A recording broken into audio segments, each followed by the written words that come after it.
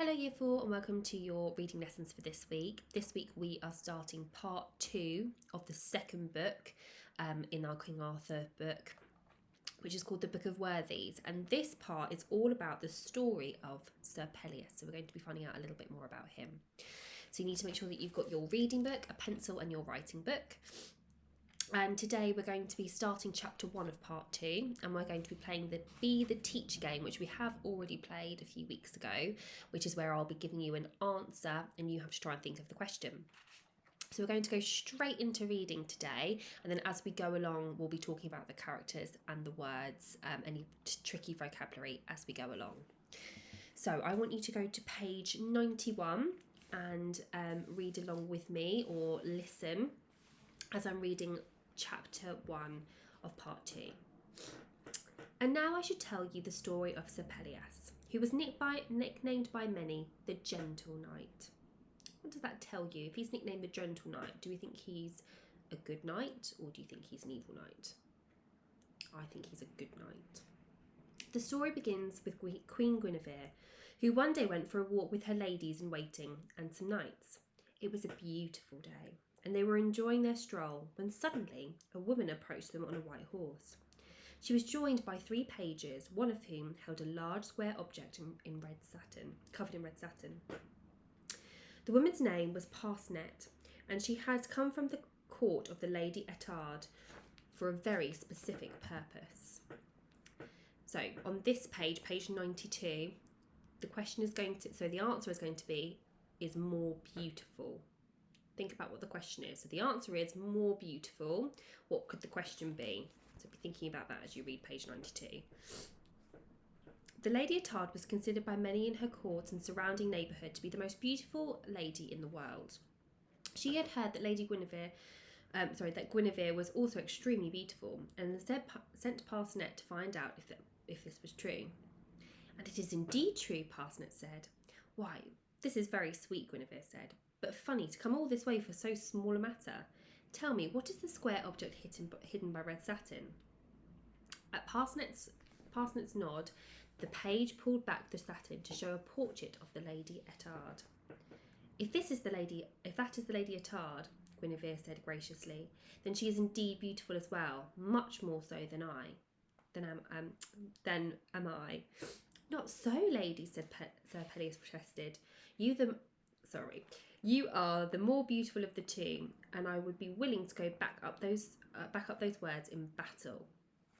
Okay, so have a think. What could the question be? The answer is more beautiful. I think it could be a few different questions. Pause the video and have a think.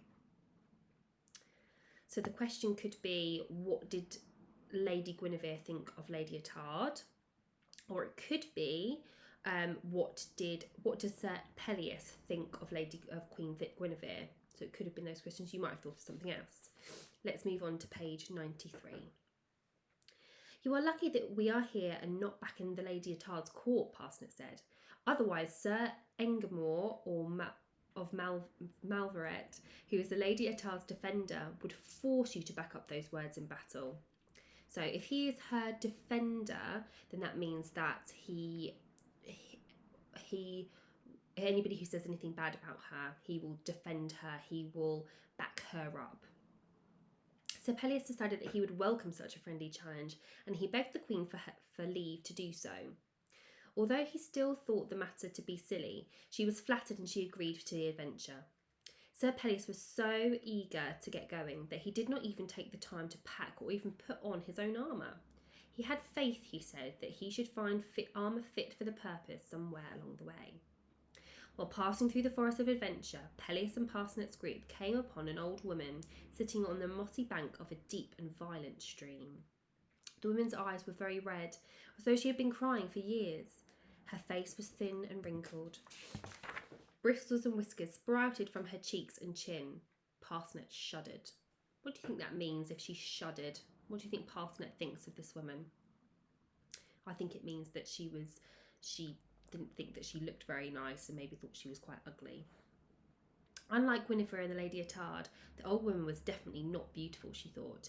And so when the old woman asked Sir Pelleas for a ride on his horse across the deep and violent stream, Parcenet told the woman that Sir Pelleas was too important to take on such a task. Sir Pelleas, however, gently scolded Parcenet. He reminded her that a true knight helped anyone in need. With that, he got off his horse, lifted the old woman upon it, and rode across to the other side. Once on the other side, the old woman hopped off the horse and was suddenly completely changed.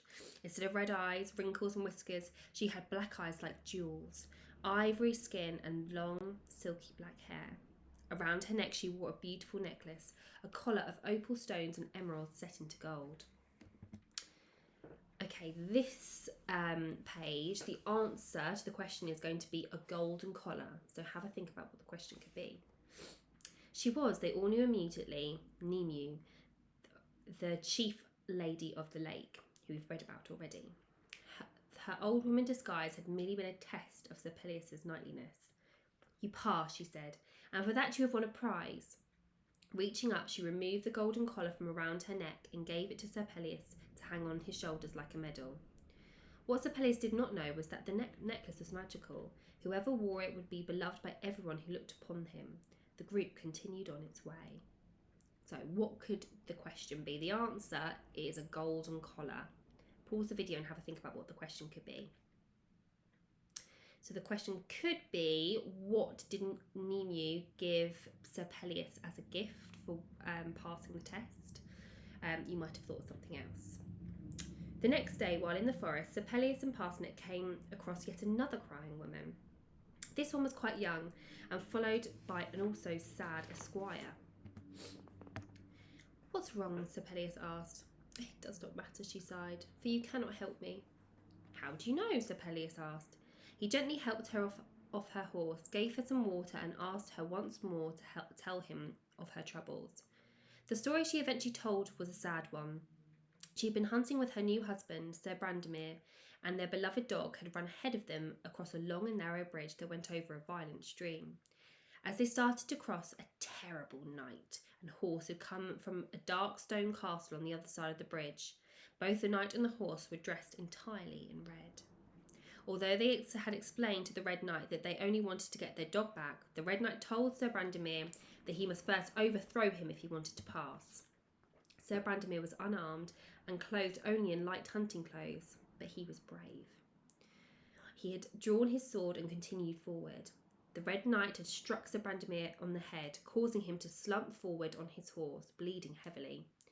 Without a word to the lady, the Red Knight had taken the bridle of Sir Brandemere's horse and led both man and horse over the bridge into the dark castle. I know not whether he is dead or alive, the woman said, crying again. Good lady, Sir Pelleas said, I can indeed help you. But you have no armour, the woman said. Just take me there, Sir Pelleas replied, and the lady did. Right, we're going to find out what happens when Sir Pelleas meets the Red Knight in the next lesson. I'll see you then.